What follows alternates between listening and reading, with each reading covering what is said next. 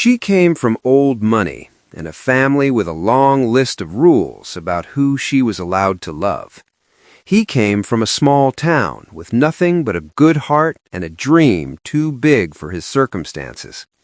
They met by accident on a rainy Tuesday afternoon when his old truck broke down right outside her family's estate in Charleston, South Carolina.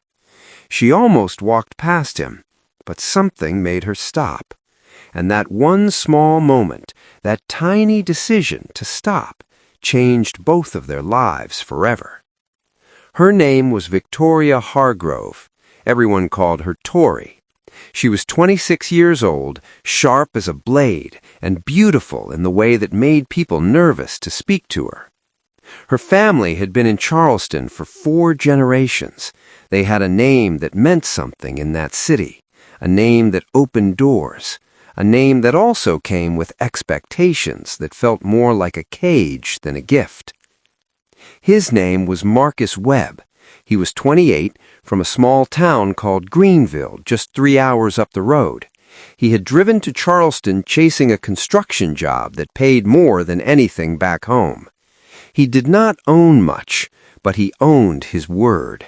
And everybody who had ever known Marcus Webb would tell you the same thing. That man's word was iron.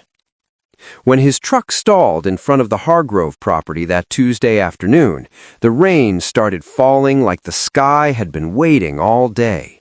He was standing there with his hood up, soaking wet, trying to figure out what went wrong, when Tori walked out through the iron gate with her umbrella and her laptop bag, and her mind already somewhere else. She saw him. She almost kept walking, but something stopped her feet. Maybe it was the look on his face, not helpless, not begging, just quietly determined, like a man who was used to figuring things out alone.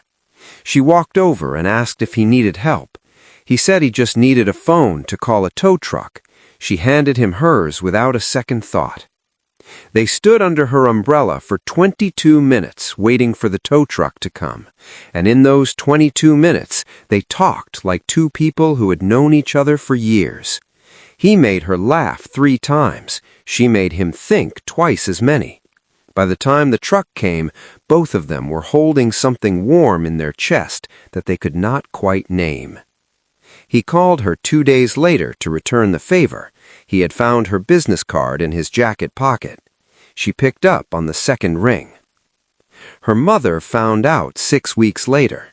The conversation was not kind. "Victoria, do you understand what people will say?" her mother said, sitting at the dining room table with her hands folded like she was in a board meeting. "He has nothing. He comes from nothing. That is not the life we built for you." Tori sat quietly. She let her mother finish. Then she said, "Mama, you taught me that a person's character is everything. Did you mean that or not?" Her mother did not have an answer for that. The months that followed were not easy. Her friends raised their eyebrows. Her father barely spoke at family dinners. At his job sites, a few of the guys teased Marcus about being out of his league. Society had opinions from every direction. People love to have opinions about other people's love. But Marcus never wavered. He was not loud about it. He was not dramatic. He just kept showing up. He kept calling. He kept being exactly who he was, steady, honest, and full of a love that did not know how to perform, but knew very well how to last. And Tori? She made a decision somewhere in that first year. She decided that she was done letting other people's fears write the story of her life. She had watched her parents live a respectable, proper, perfectly arranged life, and she had never once seen them laugh the way she laughed with Marcus.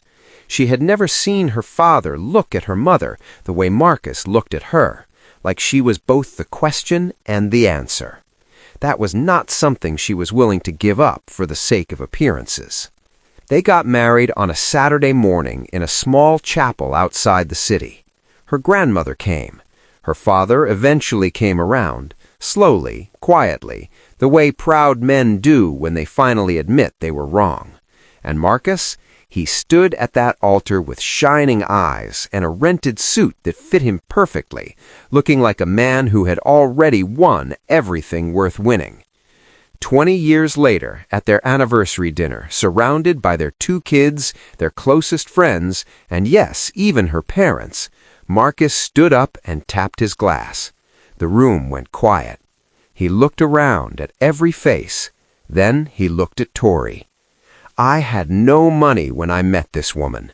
No status, no connections, no last name that meant anything to anybody in this city. He paused. But I had a love that was real. And real love, my friends, does not check your bank account. It checks your character.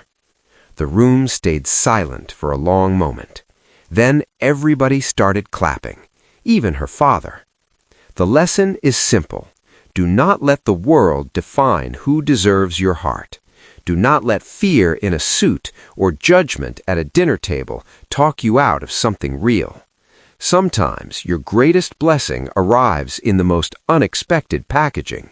On a rainy Tuesday afternoon, soaking wet, standing next to a broken-down truck with nothing but a good heart and a dream. And that is more than enough.